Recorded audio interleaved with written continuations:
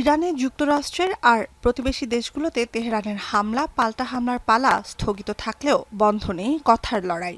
একদিকে মার্কিন president Donald ট্রাম্পকে যুদ্ধে পরাজয় মেনে নেয়ার আহ্বান ইরানের, অন্যদিকে তেহরানকে চরম মন্দ আখ্যা দেন ট্রাম্প।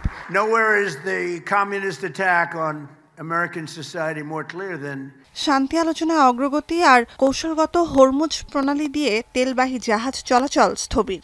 সংঘাতের সমাপ্তির কোনো লক্ষণ দেখা যাচ্ছে না যুদ্ধরত কোনো পক্ষের দিক থেকেই। এ অবস্থায় যুদ্ধের প্রভাবে মার্কিন জনগণকে জ্বালানির বাড়তি দাম মেনে নেওয়ার আহ্বান প্রেসিডেন্টের। সাফ জানান, ইরান যুদ্ধের জন্য কখনোই ক্ষমা চাইবেন না তিনি।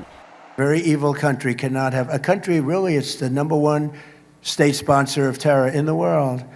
We don't want to have them have a nuclear weapon. So remember that when you have to pay a little bit more, you're at $4. It's okay. I mean, it's I'll never apologize. I did the right thing. চলতি বছর যুক্তরাষ্ট্রে পেট্রোলের দাম বেড়েছে 29%। যুদ্ধের প্রভাব পড়েছে ইরানের অর্থনীতিতেও, কিন্তু তাও ট্রাম্প প্রশাসনের সাথে নতুন করে আলোচনা শুরু করার বিষয়ে এখনো কিছু ভাবেনি ইরান। দেশটির পররাষ্ট্রমন্ত্রী আব্বাস আরাকচি জানান, বিশ্বের 5 ভাগের 1 ভাগ তেল পরিবহনে ব্যবহৃত হরমুজে জাহাজ চলাচল স্বাভাবিক হবে তখনই যখন তেহরানের দেয়া শর্ত মেনে নেবে ওয়াশিংটন। প্রতিক্রিয়ায় শিগগিরই হরমুজ প্রণালীকে যুক্তরাষ্ট্রের অংশ ঘোষণার প্রতিজ্ঞা ট্রাম্পের। And after we finish defeating Iran, which is being very badly defeated. Shea butter ও ভিটামিন সমৃদ্ধ লিলি বিউটি সোপ, তারুণ্যময় উজ্জ্বল ত্বকের জন্য। Pretty soon I'll be declaring the Hormuz Strait a territory of the United States.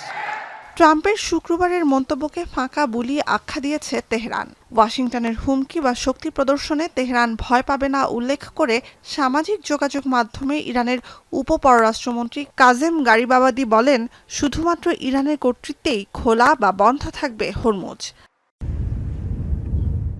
12 August পর্যন্ত যুদ্ধ শুরুর পর 166 দিনে হরমুজ অতিক্রম করেছে 3,371টি জাহাজ, যা যুদ্ধের আগে স্বাভাবিক যান চলাচলের 20% কম।